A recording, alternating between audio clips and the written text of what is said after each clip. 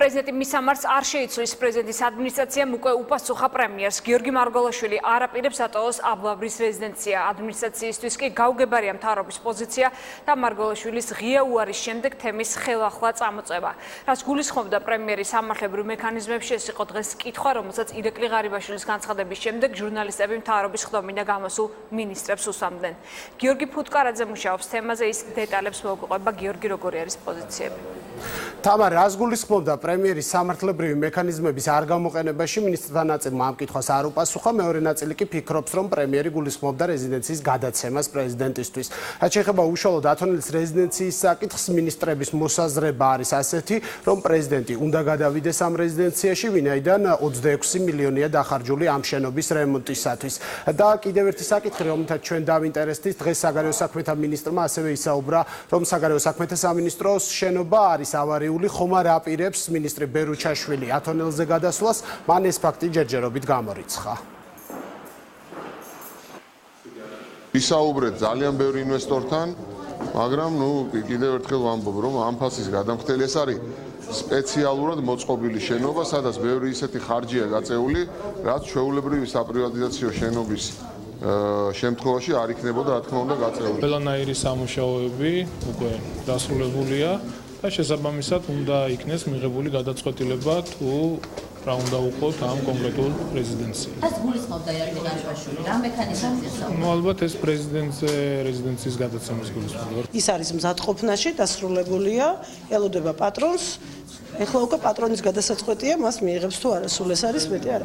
მთავრობის ხდომაზე ზოგადად დადგა საკითხი ადმინისტრაციული შენობების მდგომარეობის შესახებ.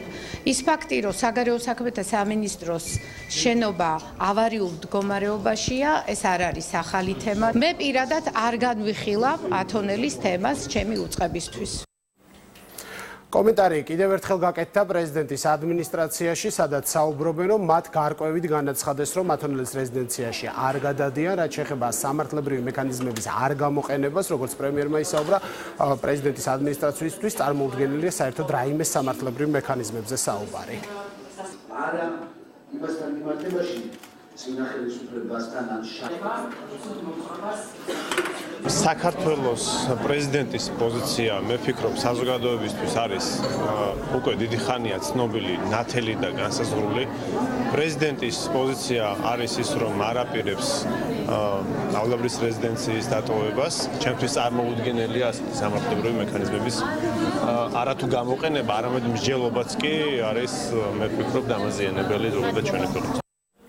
პრეზიდენტი და პრემიერი უნდა მოიქცნენ ისე, როგორც ქვეყანა სჭირდება, განსაკუთრებით იმ ფონზე, როდესაც ქვეყანაში ფინანსური კრიზისი ასეთ განცხადებას აკეთებენ უმრავლესობის დეპუტატები. რაც შეეხება უმცირესობის პოზიციას, ისინი ფიქრობენ, რომ ხელისუფლება კიდევ ერთხელ ხელოვნურ აჟიოტაჟს ქმნის რეზიდენციის გარშემო და ასევე ამბობენ იმასაც, რომ პრეზიდენტი არ უნდა გადავიდეს ათონელზე.